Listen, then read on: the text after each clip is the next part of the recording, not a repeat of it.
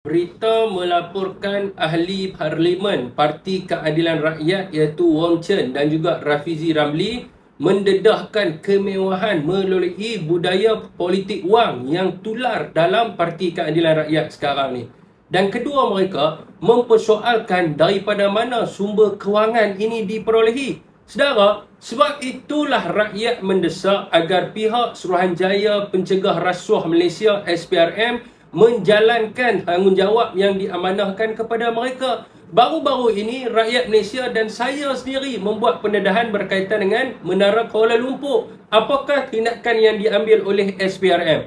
Saudara dan saudari, viral di media sosial ada tambak menteri, Perdana Menteri dan kepimpinan Parti Keadilan Rakyat yang begitu mesra bersama dengan syarikat baru yang mengoperasikan Menara Kuala Lumpur sebelum penganugerahan tender dibuat. Bukti jelas dah ada kenapa pihak SPRM masih berdiam diri dan mereka tidak buat apa-apa. Lagi pelik apabila konsesi Menara Kuala Lumpur ini desain begitu hampir dengan pemilihan Parti Keadilan Rakyat. Saudara dan saudari, ada juga viral gambar Tan Sri Lim Kencing ni dalam beberapa program Parti Keadilan Rakyat yang telah pun disebarkan oleh rakyat Malaysia. Dan sekiranya SPRM ni macam seolah-olah mati pucuk ataupun ibarat anjing belaan, tak usah bertanya lah bagaimana Parti Keadilan Rakyat begitu mewah sekarang. Isu Menara Kuala Lumpur yang jelas siap dengan gambar semua pun diam seribu bahasa. Ini kan pula lah lain-lain kes di luar sana. Apa reaksi rakyat Malaysia?